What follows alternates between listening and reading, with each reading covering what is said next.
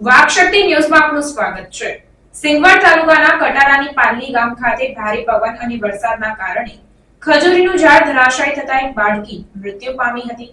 ત્યારે વહીવટી તંત્ર દ્વારા પરિવારજનોને 4 લાખનો સહાય ચેક અર્પણ કરાયો। સિંગવડ તાલુકાના કટારાની પાલ્લી ગામે વાવાઝોડાને કારણે ખજૂરીનું ઝાડ પડતા તેની નીચે દબાઈ ગયેલી એક 4 વર્ષીય બાળકીનું મોત થયું હતું। બાળકીના પરિવારને તંત્ર તરફથી 4 લાખ રૂપિયાનો ચેક સહાય પેટે આપવામાં આવ્યો હતો। સિંગવડ નજીક કટારાની પાલ્લી ગામે ઘર આંગણે ઉભેલી ભરતભાઈ ચતુરભાઈ ડામોરની 4 વર્ષીય બાળકી રવિશા પર ખજૂરીનું વૃક્ષ પડતા તેનું મોત થઈ જતા પરિવારમાં શોકની લાગણી ફેલાઈ ગઈ હતી, જેને લઈને ગામના તલાટી કમ મંત્રી સહિત તાલુકાના ડિઝાસ્ટર સ્ટાફ તાત્કાલિક ઘટના સ્થળે દોડી જઈ કાર્યવાહી હાથ ધરેલ હતી।